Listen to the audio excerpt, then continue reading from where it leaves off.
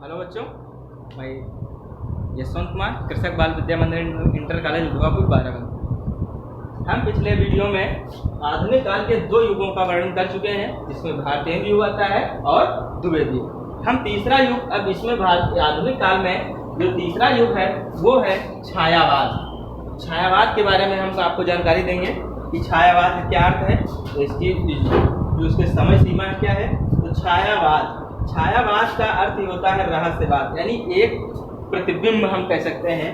वो काव्य का जो छाया है वो कहाँ पड़ी हुई, वो है छायावाद, यानी रहस्यवाद है। मेन इसका अर्थ है रहस्यवाद। और इसकी जो समय है, इसका जो छायावाद का जो समय है 1918 ईस्वी से 1936 ईस्वी तक। इसकी समय सीमा क्या है, 1918 ईस्वी से 1936 ईस्वी। और इसके चार स्तंभ हैं। छायावाद जो युग है वो प्रमुख चार ही स्तंभों पर रुका हुआ है। तो सबसे पहला स्तंभ है, स्तंभ का हम अर्थ लगा देते हैं खंभा, लेकिन नहीं, खंभा नहीं है। इसमें चार जो प्रमुख कवि हैं उन्हीं के बारे में बताते हैं। तो छायावाद में सबसे प्रमुख है जयशंकर प्रसाद। जयशंकर प्रसाद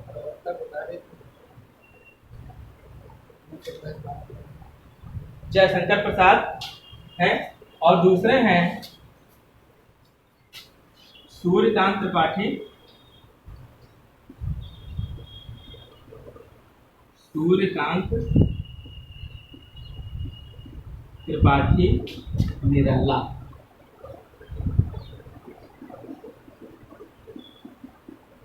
सूर्यकांत त्रिपाठी निराला और सुमित्रानंदन पंत।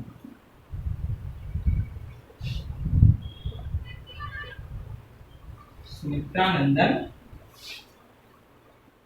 पंत। और चौथे हैं महादेवी वर्मा। महादेवी वर्मा। ये जो चार प्रमुख कवि हैं, ये ही छायावाद के प्रमुख स्तंभ हैं।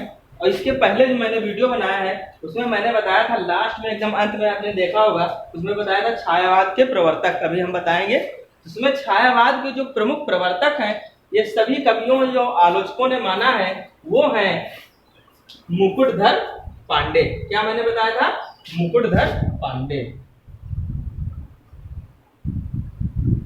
मुकुटधर पांडे ये छायावाद के प्रवर्तक माने जाते हैं। कि छायावाद का जो नामकरण है, इसके जो प्रवर्तक हैं, इसका नामकरण जो रखा है वो मुकुटधर पांडे जी ने रखा है। ठीक, तो ये मैंने बता दिया। और हम छायावाद के चार स्तंभों के बारे में बताते हैं। तो बेटा मैंने बताया कि छायावाद के प्रवर्तक कौन है, मुकुटधर पांडे। वो लोग केवल प्रवर्तक रहे हैं। और जो उसके बाद जो इस युग में सबसे ज्यादा साहित्य का विकास किया है, ये चार प्रमुख कवि हैं, जयशंकर प्रसाद जी, सूर्यकांत त्रिपाठी निराला जी और सुमित्रानंद पंत और महादेवी वर्मा। और इनके एक प्रमुख अलग नाम भी हैं। यह जयशंकर प्रसाद का साहित्य के क्षेत्र में क्या नाम रखा गया है, तो वो हम बता रहे हैं आपको। क्या नाम है, कलाधर। जयशंकर प्रसाद का क्या नाम पड़ा, कलाधर। सूर्यकांत त्रिपाठी निराला का भी एक नाम है, इसका नाम है महाप्राण। महाप्राण। और पंत जी का, सुमित्रानंद पंत जी का भी है प्रकृति के सुकुमार कवि। प्रकृति के सुकुमार कवि। और महादेवी वर्मा, जो महादेवी वर्मा है, इनका जो नाम रखा गया है वो है आधुनिक मीरा। आधुनिक मीरा। ठीक, तो है जयशंकर प्रसाद का क्या है नाम रखा है, कलाधर। मतलब जयशंकर प्रसाद के जो काव्य में है वो चंद्रमा की सभी कलाओं का वर्णन लगभग किया गया है, यानी उनके काव्य में सभी कलाओं का वर्णन किया गया है, इसीलिए इनका नाम रखा गया है कलाधर। ठीक, दूसरे हैं सूर्यकांत त्रिपाठी निराला। इनको महाप्राण कहने का तात्पर्य है, सूर्यकांत त्रिपाठी निराला का महाप्राण क्यों नाम रखा गया। महाप्राण मतलब जीने की इच्छा, यानी जिजीविषा के बारे में इन्होंने विधिवत बताया है, सूर्यकांत त्रिपाठी निराला जी। और तीसरे हैं सुमित्रानंदन पंत। ये प्रकृति के सुकुमार, यानी प्रकृति के बारे में इतना मनोरम दृश्य जो काव्य में उतारा है वो सुमित्रानंदन पंत जी से अच्छा किसी कवि ने नहीं उतारा है, इसीलिए इन्हें कहा जाता है प्रकृति के सुकुमार कवि। और चौथे हैं महादेवी वर्मा। महादेवी वर्मा जो आधुनिक मीरा, जैसे भक्ति काल में प्रमुख मीरा थी मीराबाई, वैसे ही आधुनिक काल में जो थे वो विरह का जो काव्य लिखा है वो महादेवी वर्मा। ठीक, आगे हम बताते हैं कि इनके जो प्रमुख जयशंकर प्रसाद के प्रमुख जो रचनाएं हैं उनके बारे में। तो जयशंकर प्रसाद की सबसे प्रमुख रचना है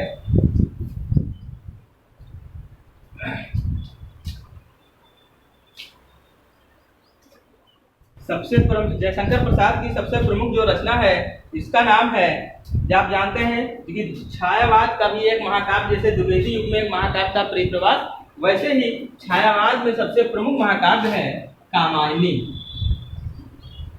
कामायनी कामायनी इसमें 15 सर्ग हैं और जयशंकर प्रसाद जी की सबसे प्रमुख रचना है। इसी कारण से ये इंटर में भी है, आपके सिलेबस में जो है वो इंटर में है कि कामायनी का एक सर्ग उसमें दिया गया है, तो आप उसको पढ़ लीजिएगा। और आगे देखते हैं जयशंकर प्रसाद की और प्रमुख रचनाएं जो हैं, जैसे है इसकी कामायनी के बाद है आंसू और फिर है झरना। ठीक, ये सब प्रमुख रचनाएं हैं जयशंकर प्रसाद जी की। ठीक, और इसके बाद हम बताते हैं कि दूसरे जो कवि हुए हैं जयशंकर प्रसाद के बाद कौन से आते हैं, सुमित्रानंदन पंत जी। कौन आते हैं, सुमित्रानंदन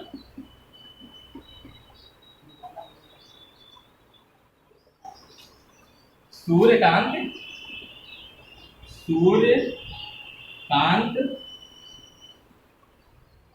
त्रिपाठी निराला।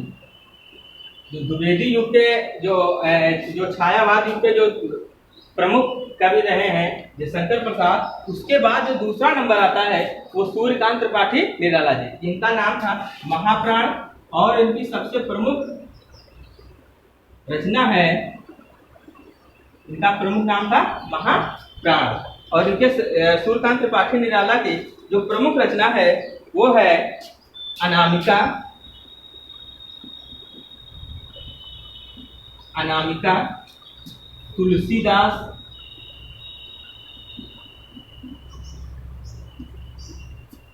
सरोज स्मृति,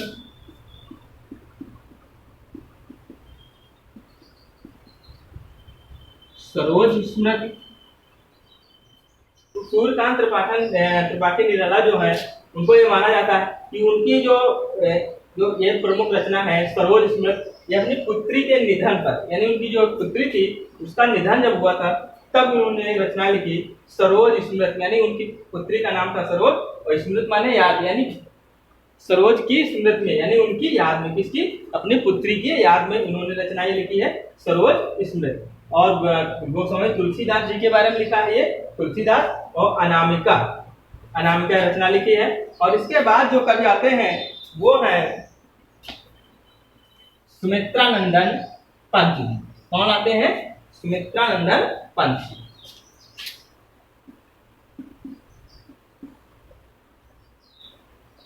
सुमित्रा नंदन पंत जी, सुमित्रानंदन पंत जी है। जो इनकी सबसे प्रमुख रचना है चिदंबरा।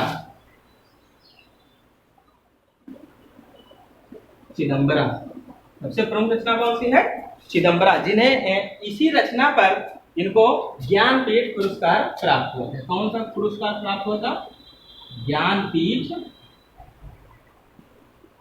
पुरस्कार प्राप्त हुआ था। किस पर, सुमित्रानंद पंत जी की प्रमुख रचना चिदंबरा। और इसी पर कभी कभी यही पूछ लेते हैं कि चिदंबरा जो है सुमित्रानंद पंत की जो प्रमुख रचना है चिदंबरा, इस पर कौन सा पुरस्कार प्राप्त हुआ था पंत जी को, तो ज्ञानपीठ पुरस्कार। और कभी कभी पूछ लेते हैं कि सुमित्रानंदन पंत जी को ज्ञानपीठ पुरस्कार किस पुस्तक यानी किस रचना के पर मिला था। तो आप वहां क्या लिखना है, चिदम्बरा। ठीक, समझ। इसके बाद आती है युगांत। युगांत है, ग्राम्य है, इसकी जो प्रमुख रचना है ग्रंथि है। ये जो है सुमित्रानंदन जी की प्रमुख रचनाएं हैं। ठीक, अब इसके बाद आती हैं हमारे जो आधुनिक मीरा है। कौन सी आधुनिक मीरा है, महादेवी वर्मा। महादेवी वर्मा, इनको आधुनिक मीरा भी कहा जाता है। मैंने पहले ही बताया है आपको, आधुनिक मीरा। और इनकी सबसे जो प्रमुख रचनाएं हैं वो है निहार, निहार, सांध्य गीत, सांध्य गीत, दीप शिखा, आज इनकी प्रमुख रचनाएं। इसके जो प्रमुख मैंने हम बता रहे हैं, जो इनकी सबसे प्रमुख रचनाएं हैं वो हम केवल बता रहे हैं, और हैं तो इनकी बहुत सी रचनाएं जो आप अपनी पुस्तक का सहारा ले सकते हैं और इनमें पढ़ सकते हैं। ठीक, आगे हम बता रहे हैं आपको कि महादेवी वर्मा जो है आधुनिक मीरा, इसके बारे में हमने बता दिया। तो हम छायावाद के चारों स्तंभों के बारे में विधिवत आपको बता चुके हैं। अब आता है आपका, ये छायावाद हो चुका है। अब आता है प्रगतिवाद। प्रगतिवाद, और इसके जब सबसे प्रमुख जो कवि हैं और या लेखक हैं मान सकते हैं, वो हैं शिवमंगल सिंह सुमन। कौन से हैं, शिवमंगल सिंह सुमन। ये हम जो बता रहे हैं कौन सा, प्रगतिवाद। और प्रगतिवाद में सबसे प्रमुख हैं शिवमंगल सिंह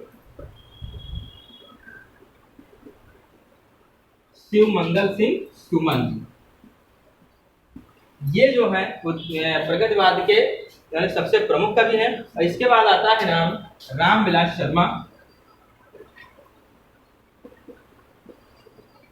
रामविलास शर्मा। इसके बाद आता है, रामविलास शर्मा के बाद आता है रांगेय राघव। रांगेय राघव आते हैं। और इसके बाद आता है नागार्जुन।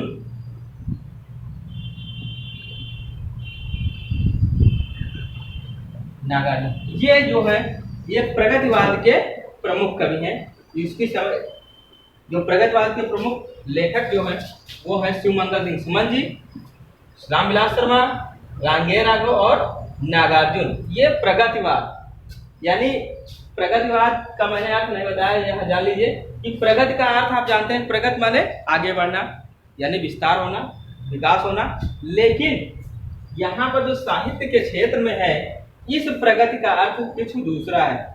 जैसे आप राजनीति के क्षेत्र में जिसको मानते हैं मार्क्सवाद, नाम सुना होगा कि राजनीति के क्षेत्र में जिसको हम मार्क्सवाद कहते हैं, साहित्य के क्षेत्र में या मार्क्सवाद या साम्यवाद, यानी साहित्य के यानी राजनीति के क्षेत्र में जिसको हम मार्क्सवाद या साम्यवाद कहते हैं, वही नाम वही है, लेकिन साहित्य के क्षेत्र में इसे हम प्रगतिवाद कहते हैं। यानी राजनीति के क्षेत्र में क्या है, यही प्रगतिवाद क्या कहलाएगा वहां पर, साम्यवाद या मार्क्सवाद। लेकिन साहित्य के क्षेत्र में जब आएंगे तो उसी का नाम क्या है पड़ा, प्रगतिवाद। साम्यवाद मतलब होता है सभी को समान रूप से अधिकार देना। तो इस युग की सबसे प्रमुख प्राथमिकता थी कि इस जो प्रगतिवाद है, इसके कवि जो थे वो लेखक थे, तो यही चाहते थे कि हम ऐसी रचना करें कि सभी को समान रूप से अधिकार दिया जाए। लेकिन इसमें दो वर्ग थे, एक शोषक वर्ग था, एक शोषित वर्ग था, दो वर्ग थे। इसीलिए प्रगतिवाद का निर्माण हुआ है, क्योंकि इसमें एक शोषक वर्ग था। शोषक मतलब जो जमींदार थे, ये हुआ शोषक वर्ग। ये शोषण करता था, किसका शोषण करता था, यहाँ पर आएगा ये शोषक हुआ। और शोषित कौन होगा, इन जमींदारों के यहाँ कौन काम करता था, जो मजदूर है लेबर पार्टी, तो हम यहाँ मजदूर जो है ये है शोषित वर्ग,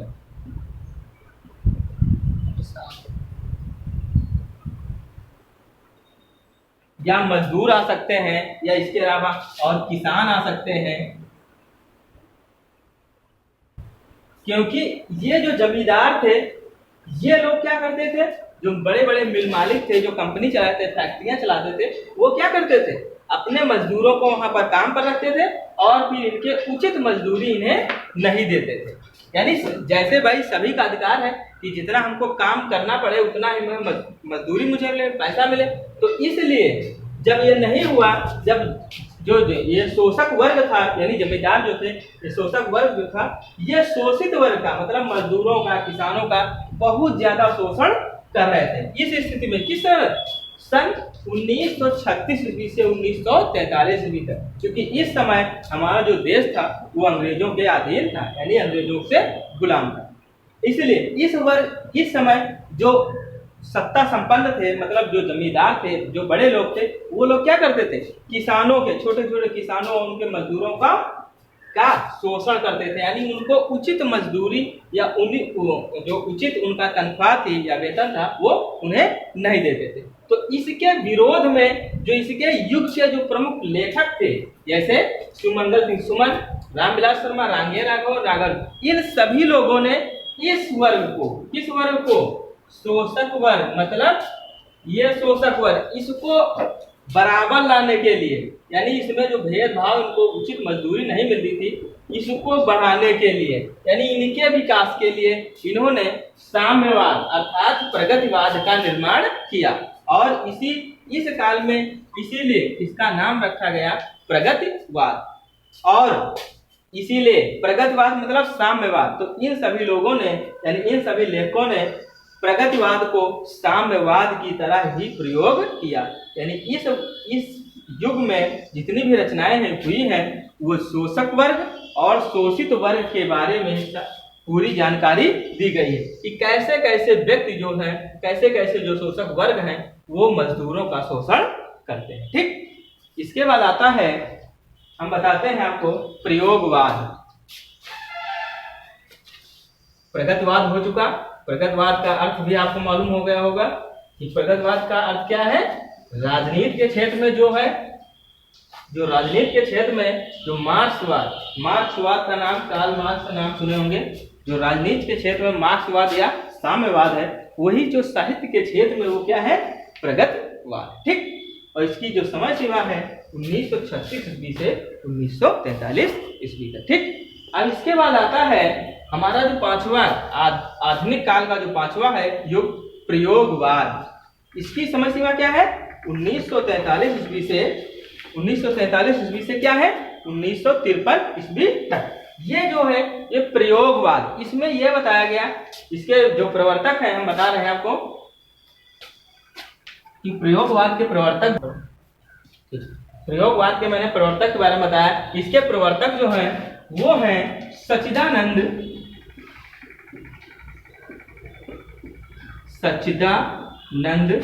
हीरानंद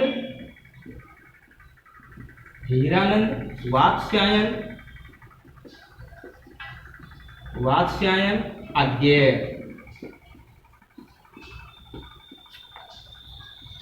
कि जो प्रयोगवाद के, यानी इस युग के जो इतने लेखक हुए हैं, उन्होंने अपने काव्य में अनेक नए नए प्रयोग किए हैं। पुराने प्रयोग, यानी जो पुराने जितने उदाहरण थे वो ये मानते थे कि वो बहुत पुराने हो चुके हैं, और हम लोग जो काव्य रचना करेंगे उसमें अनेक नए नए प्रयोगों का वर्णन करेंगे। इसीलिए इस युग का नाम पड़ा प्रयोगवाद।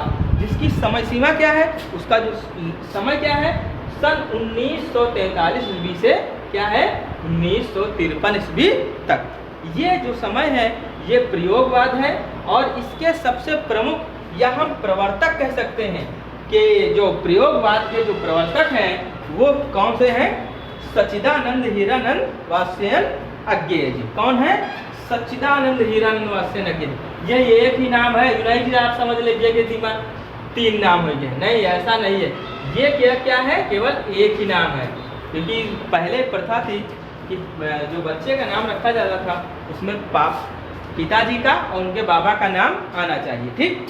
तो वो उसी आधार पर इनका नाम रखा गया। और इनका जो सबसे छोटा नाम है वो अज्ञेय है। अज्ञेय मतलब जिसके बारे में जाना ना जा सके, यानी अज्ञेय जो काव्य है वो बहुत ज़्यादा है, बहुत ज़्यादा समझ से परे है, मतलब बहुत ज़्यादा कठिन है, इसीलिए इनका नाम रखा गया अज्ञेय, ठीक।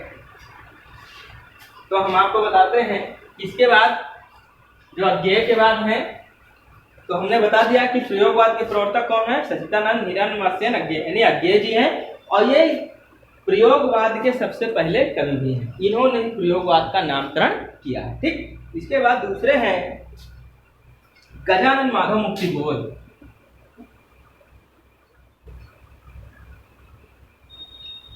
गजानन माधव मुक्ति बोध, गजानन माधव मुक्ति बोध। और है इसके बाद भारत भूषण अग्रवाल, भारत भूषण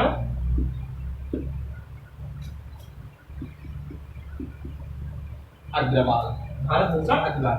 और प्रयोगवाद में अनेक कवि हुए हैं, यानी इन सभी के अलावा, यानी सच्चिदानंद हिरण्यवास अज्ञेय के, गजानन माधव मुक्तिबोध, भारत भूषण अग्रवाल, नागार्जुन आप कह सकते हैं, कुंवर नारायण, ये सब है। तो आगे हम लिख देते हैं कुंवर नारायण, कुंवर नारायण। ये जो प्रमुख कवि हैं, यानी प्रयोगवाद के प्रमुख कवि हैं, ये क्या है, अज्ञेय जी, गजानन माधव मुक्तिबोध, अग्रवाल एंड भारत भूषण अग्रवाल और कुंवर नारायण, ये जो प्रमुख हैं। और इसके अलावा, इन सभी के अलावा अज्ञेय जी ने जो सप्तक का निर्माण किया है, और सबसे ज्यादा इन्हीं के जो प्रयोगवाद के सबसे ज्यादा कवि हैं वो तार सप्तक एक है, तार सप्तक, ये 4 तार सप्तक हैं। और चारों में 7 कवियों का वर्णन किया गया है, यानी उसमें 7 कवियों की रचनाएं रचित हैं, किसमें, तार सप्तक में। तो जो अज्ञेय जी ने तार सप्तक का प्रतिपादन किया, और इसमें प्रत्येक सप्तक में 7 कवियों का वर्णन किया गया। तो लगभग 28-30 कवि हैं वो उन तार सप्तकों में सम्मिलित हैं, ठीक। तो हम इतना ही, और आगे बताते हैं कि प्रयोगवाद के बाद आता है नई कविता। कौन सी आती है, नई कविता।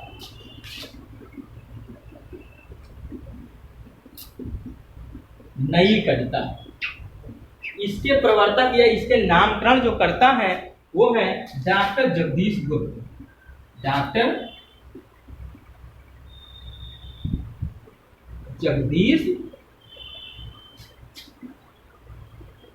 गुप्त। जो नई कविता जो है, जो युग है नई कविता, इसकी जो समय सीमा है 1954 ईस्वी से अब तक का जो समय है ना, जो 1954 के बाद जितना जो समय है इस समय तक, वो है नई कविता के अंतर्गत आता है। इन नई कविता के बाद भी अनेक कविताएं आई, आ कविता, सहज कविता, आ कविता।